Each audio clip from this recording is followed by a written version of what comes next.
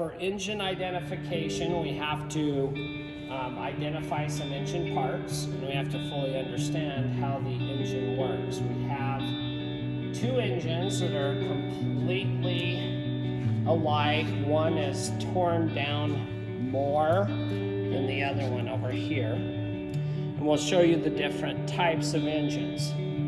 So this is a V-style engine. You can see it's kind of in a V shape. And so we'll go over this one first. So to identify, we're going to go over to this one. This right here, this whole piece along here is what they call the engine block. So this big piece down here is the block. Our block is right here. So if I need to identify the engine block, that is all of this section. Inside of the block, we have a piston, we have a connecting rod and a crankshaft. So over here we have the crankshaft, and then we have the piston and the connecting rod. And these move up and down inside of this engine here. So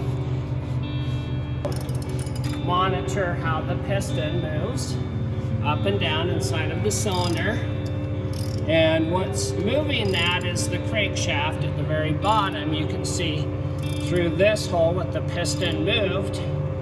Remove that the crankshaft moves the connecting rod, and then it moves that piston up and down inside of the engine.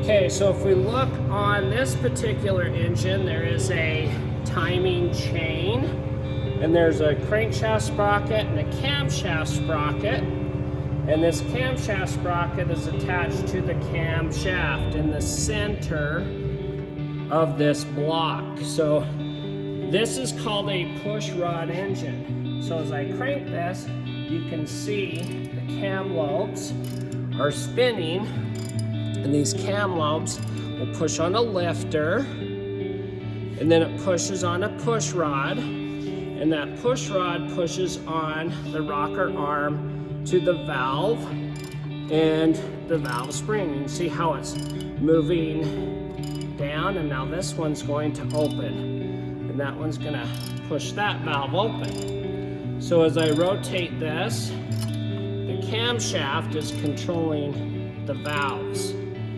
opening and closing. So this is called a push rod engine, where the camshaft is in the center of the block. Okay, we're going to now take you to an overhead cam. You can see the camshaft is up above, and this is our cylinder head. This is our cylinder head that is mounted directly on the block.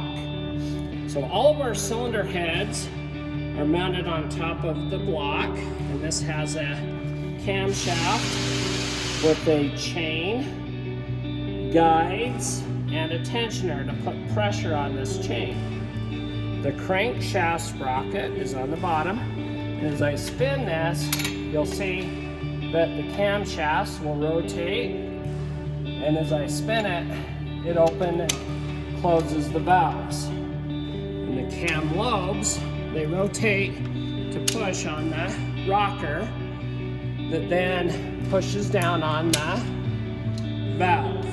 So as these rotate around, that is opening and closing the valves. To show you underneath what this looks like, crank the crankshaft. And the crankshaft's moving, that is pushing the connecting rods and moving the pistons up and down inside of the cylinder. So that's spinning, moving the pistons up and down.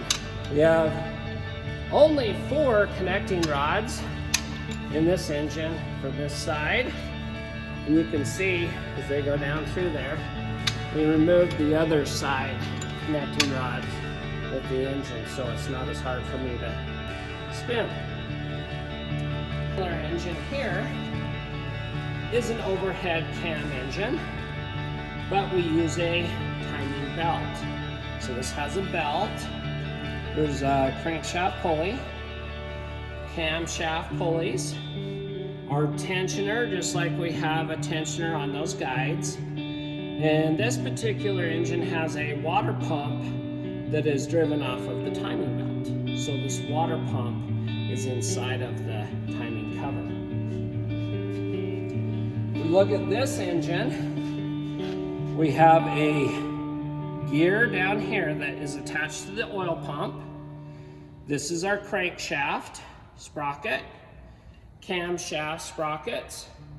We have guides, tensioner, and this is a dual overhead cam. So this camshaft controls the air coming in on the intake manifold side.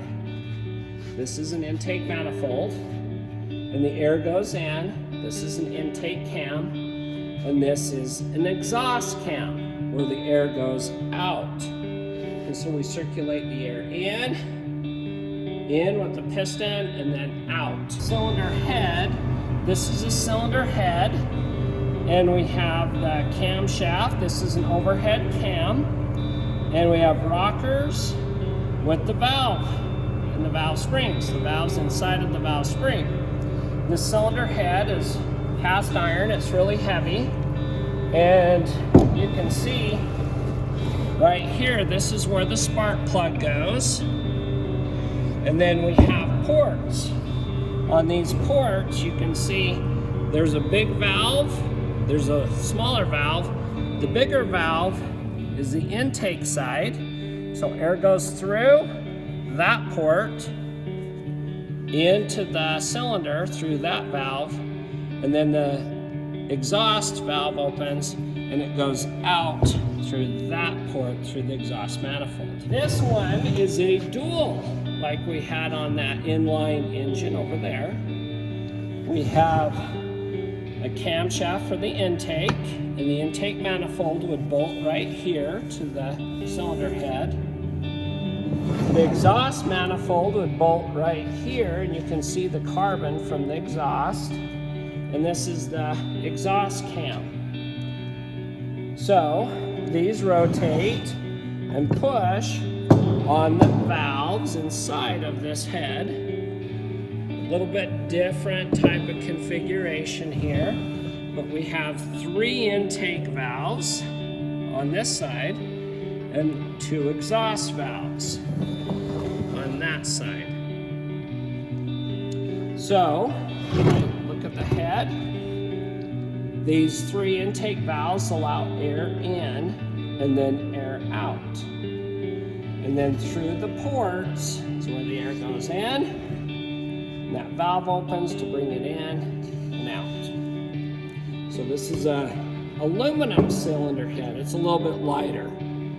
This is cast iron, heavy.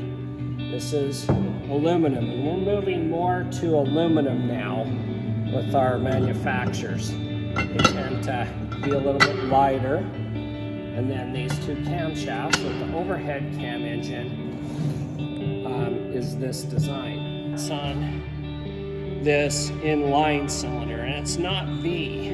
So the pistons are moving up and down like this. They're not at a V shape. So from here, you can see right here down is the block. From here down is the engine block. And we can see the side of it here. From here down is the engine block to our oil pan. So from here to here is the block. From here up is the cylinder head. And the cylinder head bolts to the intake manifold. And then we just don't have an exhaust manifold on this side. And that's where you can determine air in, air out.